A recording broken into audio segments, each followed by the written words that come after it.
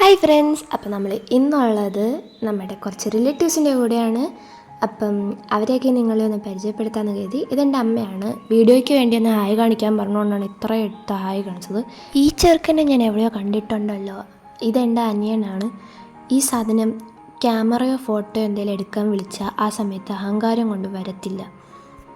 ആഹാ, നീ നോക്കിയിരുന്നോ, ഇപ്പം ഞാൻ തിരിയും എന്നുള്ളൊരു ഭാവത്തിലാണ് അവൻ.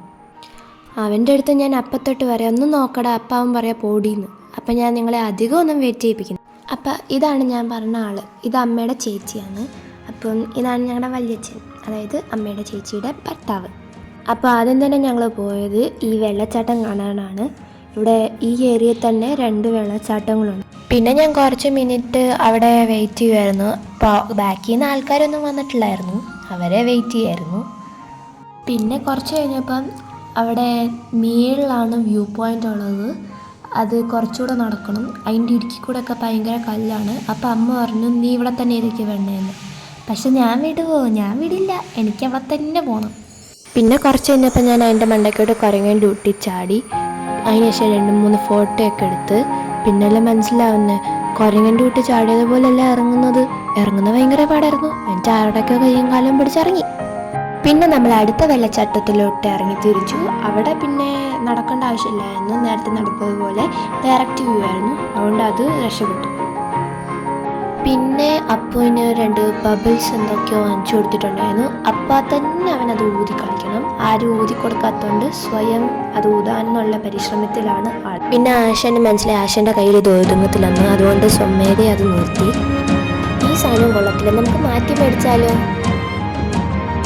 പിന്നെ ഞങ്ങളൊരു കടയിൽ കയറി. അവിടെ ബിരിയാണി മാത്രമേ ഉള്ളായിരുന്നു. പിന്നെ അവിടുത്തെ ബിരിയാണിയും കഴിച്ചുകൊണ്ടിരിക്കുകയായിരുന്നു. അത്രയും കൊള്ളില്ലായിരുന്നു, എനിക്കിഷ്ടപ്പെട്ടില്ല. ബാക്കിയുള്ളവർക്ക് ഇഷ്ടപ്പെട്ടു, കാരണം അതൊരു എരിവുമില്ലായിരുന്നു. നാട്ടിലെ ബിരിയാണി അല്ലേ, അത്രയ്ക്ക് എരിവില്ല. എനിക്ക് പിന്നെ ഭയങ്കര എരിവുള്ള ബിരിയാണിയാണ് കൂടുതൽ ഇഷ്ടം. പിന്നെ ഞങ്ങൾ അത് കഴിഞ്ഞ് സ്നോസ്ട്രോമിലേക്ക് കയറി. അവിടെ ചെന്നപ്പോഴാണ് മനസ്സിലായത് സോക്സ് വേണമെന്ന്. എന്നിട്ട് നേരെ ഞാൻ ഓടിച്ചടി സോക്സ് മേടിക്കാൻ പോയി. ഞാൻ വന്നപ്പോഴത്തേക്കും എല്ലാവരും റെഡിയായി കഴിഞ്ഞു. പിന്നെ ഞാനും റെഡിയാവാൻ പോയി. പിന്നെ നമ്മളെ ഒരു മുറിയിനകത്തോട്ട് കയറ്റി നിർത്തും കുറച്ച് നേരത്തേക്കിന്, എന്തിനാണെന്നൊന്നും അറിയില്ല. പിന്നെ എല്ലാവരെയും കൂടെ ഒരുമിച്ചായിരുന്നു അങ്ങോട്ട് കയറ്റി വിടുന്നത്. അതുവരെ എല്ലാവരെയും ഒരു റൂമിനകത്ത് ഇട്ട് കുറച്ച് നേരം അവിടെ നിർത്തി. അപ്പോൾ അവർ വാർണിംഗ് ഒക്കെ തന്നിട്ടുണ്ടായിരുന്നു, ഫോണൊന്നും അകത്ത് കൊണ്ടുപോകണ്ട, ഫോൺ കൊണ്ടുപോയാൽ പിന്നെ ഫോണൊക്കെ ഡാമേജ് ആവും എന്നൊക്കെ പറഞ്ഞു. ഇവിടെ ആര് കേൾക്കാൻ, ഞാൻ ഫോണും കൊണ്ടാണ് വന്നത് ഗൈസ്. ഫോൺ കൊണ്ടുവന്നാൽ കുഴപ്പമില്ല, പക്ഷെ നമ്മുടെ ഉത്തരവാദിത്തമായിരിക്കണം, അവരെ ബ്ലെയിം ചെയ്തുകൂടാന്ന് മാത്രമേ ഉള്ളൂ. അപ്പം ഞാനത് കൊണ്ടുവന്നു. ഇവിടെ കാണാൻ നല്ല രസമായിരുന്നു. പിന്നെ നല്ല തണുപ്പും ഉണ്ടായിരുന്നു. എൻ്റെ പല്ലൊക്കെ കൂടെ ഭയങ്കര കട്ടിയായിരിക്കായിരുന്നു. എന്നെ കൊണ്ടൊന്നും അനങ്ങാൻ പോലും പറ്റിയില്ല. ചുണ്ടും പായൊക്കെ ഭയങ്കരമായിട്ട് ഫ്രീസ് ആയിരിക്കുമായിരുന്നു. പിന്നെ കുറച്ച് ഡാൻസൊക്കെ ആവാമെന്ന് വിചാരിച്ചു. പിന്നെ നിങ്ങൾ ഈ ഒരു സ്നോമാനൊക്കെ ഉണ്ടോ, ഒരു ലിറ്റിൽ സ്നോമാൻ. പിന്നെ ഇതാണ് നമ്മുടെ വലിയച്ഛനും വല്യമ്മയും.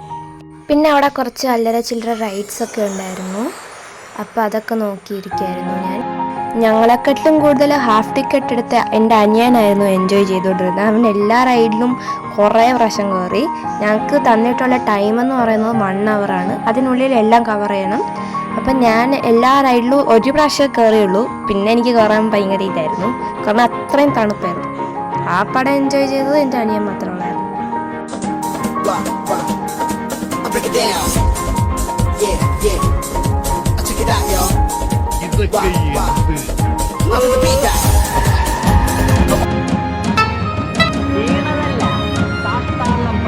പിന്നെ ഞാനും അപ്പവും മാത്രമല്ലാതെ ഞങ്ങളുടെ കൂടെ വേറൊരു ചെറിയ കുട്ടിയും കൂടെ ഉണ്ടായിരുന്നു കളിക്കാനായിട്ട്. അത് ഞങ്ങളുടെ വല്യച്ഛനായിരുന്നു. ആള് ഞങ്ങളെക്കാട്ടിലും പൊളിയായിട്ടായിരുന്നു കളിച്ചുകൊണ്ട് പോകുന്നത്. പിന്നെ ഞങ്ങൾ അവിടുന്ന് ഇറങ്ങി.